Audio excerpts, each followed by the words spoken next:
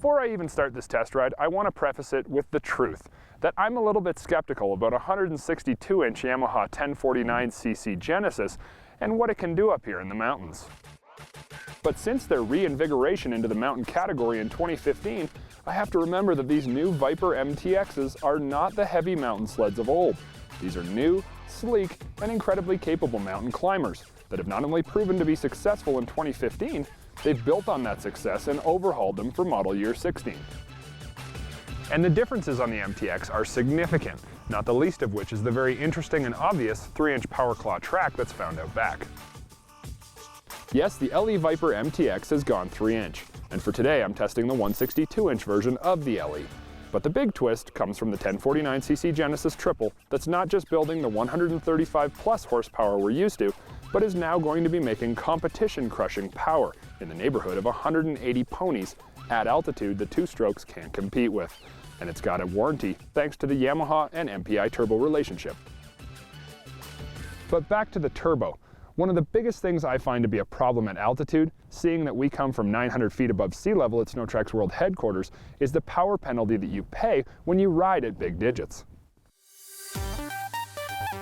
And on the 2016 M-TX Viper LE with the dealer-installed MPI turbo kit, you pay 0 penalty. Wow, okay, maybe a little bit of turbo lag on initial throttle tip-in, but after that it is smooth sailing and nothing but boatloads of two-stroke crushing power. I know, I sound a little over the top, but honestly, this is the power I've been waiting for at altitude. It lets you do so much more.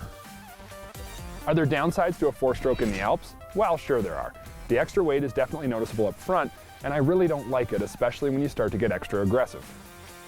Certainly a 2-stroker is lighter, and yes, I would love to see Yamaha come out with a crazy light turboed 4-stroke that puts all the rest to shame. But the 1049cc Genesis does a pretty darn good job. While you do notice the extra effort required to throw the sled from side to side, it's zeroed out by the ability to use the throttle and huge torque to manipulate the sled and actually do what you want when you squeeze the throttle.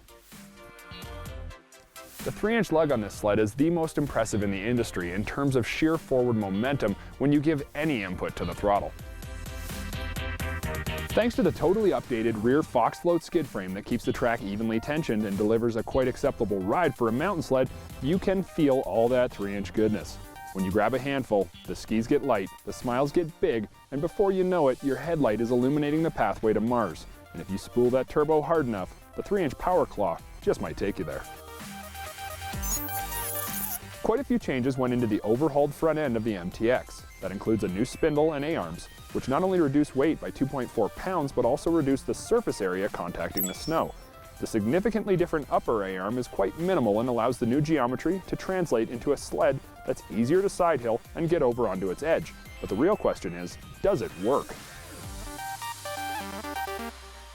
Yes, it does. You notice this sled wanting to be pulled onto its side much easier, and because of the 1049's extra noticeable girth, you can do that with much more ease. Slaying the powder and not just finding but taking the line you spot is easier. Throwing the sled side to side and hopping over board to board leaves you looking for more, looking to go bigger and enjoying every minute. This is by far the best mountain sled Yamaha has ever offered. And when linked with the MPI, man, it's hard to beat. So where does the new Viper M-TX LE 162 with the MPI kit truly rank in the new 3-inch corner of the mountain market? I'm glad you asked. While you are going to pay a weight penalty to ride this 4-stroke, I feel it's acceptable. In fact, while there may be sleds that side hill a little better or weigh a little less, the power advantage of this snowmobile puts it in the running for the best mountain sled of 2016. And it's been a while since we could say that. Yamaha should be very proud of the work that they've done on this snowmobile because it truly rips. And the fact that you get 180 solid horsepower at any altitude while the competition is paying huge penalties, well, that's priceless. If you enjoyed the video that you just saw, like it and then subscribe to our page for more great content from SnowTreks TV.